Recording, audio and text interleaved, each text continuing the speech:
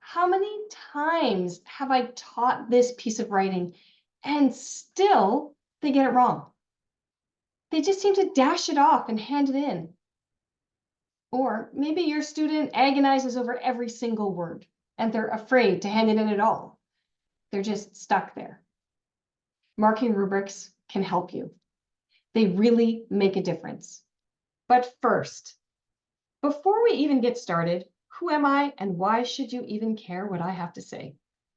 I'm Teresa Peters. I am the language arts mentor behind Discern to Learn, and I come alongside students and I help them to learn and grow, to develop growth mindset so that they can have the skills that they need to succeed in academics and in life. I specialize in writing skills and language arts skills of all kinds, so I can't wait to talk to you about this topic today. So first off, what's a marking rubric? A marking rubric is very simply a structure that allows students and markers to know exactly what they're looking for, so that we're not grading on things that we haven't taught, and so students know what the expectations are. This is a way for everyone to win. Let me explain. Now, students so often don't understand what the expectations are, and they feel trapped, stuck in this system where they don't seem to be able to win the game. You look at their work and you say, well, this needs corrected, and this needs corrected, and this needs corrected, and this needs corrected, and they leave feeling defeated because you know everything, and it doesn't seem to matter what they do. They're not going to achieve. This leaves them with a lack of drive to really try. And that's not what we want. And a marking rubric will make all the difference. It's a win for them because they know exactly how they're going to be graded. They can check their work. In fact, get them to check their work before they hand it in. This is the editing process. You don't even have to call it that. And this removes that feeling of defeat. Now they know how to win. In fact, they can potentially get perfect on that piece of writing, even though the piece of writing is not perfect. Even though you could find things to improve or change, as an adult, as a parent, you know there are things that could improve. But they only have to meet the requirements for that piece of writing, and they can win at that. This is a win for you because it's less prep. It gives you a clear path forward one step at a time, and you have less pushback from your students, less arguing, and less frustration.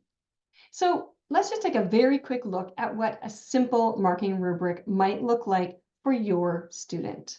This is a simple marking rubric, and you'll see it has just a few things on it. So this might be grade 4, grade 5, grade 6, grade 6 maybe, if they're just beginning doing persuasive paragraphs. And I encourage by grade 5, 6 that they're starting to move towards persuasive paragraphs and not simply creative writing.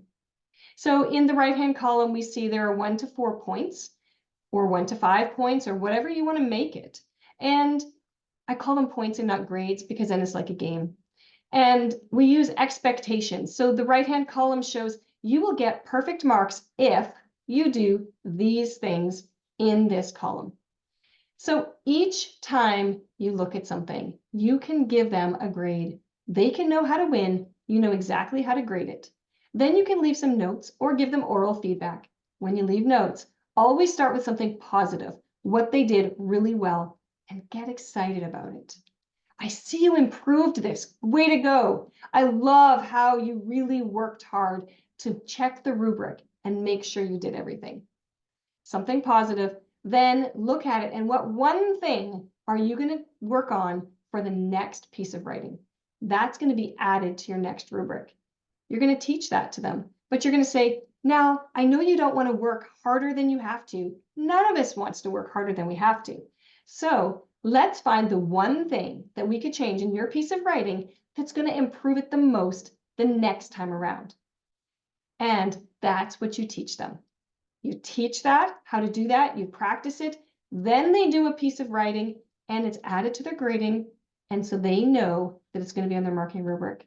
The bar just got raised. Every time they learn something, it gets raised. Leave everything on that marking rubric until they're doing it automatically. When they're doing it automatically, you can take it off the marking rubric. How do I know what to put on a marking rubric? That is a really great question. So first of all, if you're just starting out, Look at their last piece of writing.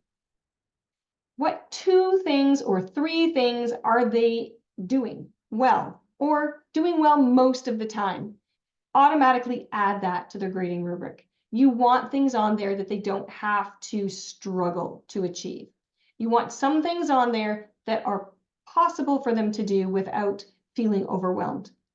And then look at their writing and ask yourself, what one thing is going to make the most difference for their writing? It doesn't matter what order you teach these things in, wherever your student is, just pick one thing. Now, you might see 10 things that you wish would change. So maybe go back to the thing that you would have taught first. So if the problem is capitals and periods in a sentence, then, and that's an early skill that we would teach a student, make sure you do those first. And right away, they're going to catch them really fast and they're going to get so much confidence. Teach that one thing, add it to your grading rubric. The very next time, go ahead and do that again. So what things can you add? Let me see. For grades 5 and 6, I would recommend that by then they are working on persuasive paragraphs. So before that, this can be, you could start in kindergarten, grade 1, with your very first sentence and give them 3 marks. Is your sentence have a capital? Does it have a period? And is it a complete thought? That's their grading rubric for writing a sentence. Then you might add, are all the words spelled correctly? Now they have 4 things, and it just can be tick boxes. Yes, check, check, check. It doesn't even have to be grades. As they move up, you're going to continue to add things. By grades 5, 6, they're using persuasive paragraphs.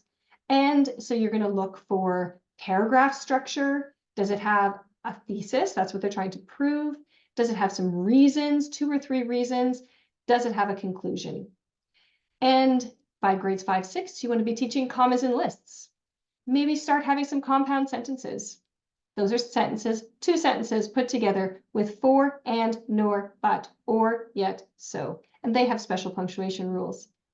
Later in middle school, you're going to want to talk about commas and lists again. You're going to talk about those fanboys words I just listed.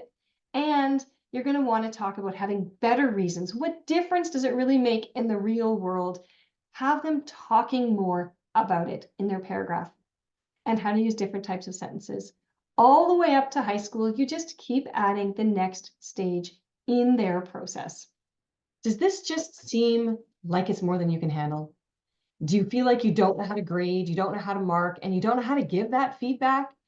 You just don't know what to put next in a marking rubric. That's perfectly fair. Language arts can't be everybody's thing. But if you want more help, if you're looking for more support for your student, if you're looking for someone else to give that feedback, I would invite you to check out Discern to Learn. You can learn more about me at discerntolearn.com and find me on social media everywhere. I'll talk to you soon.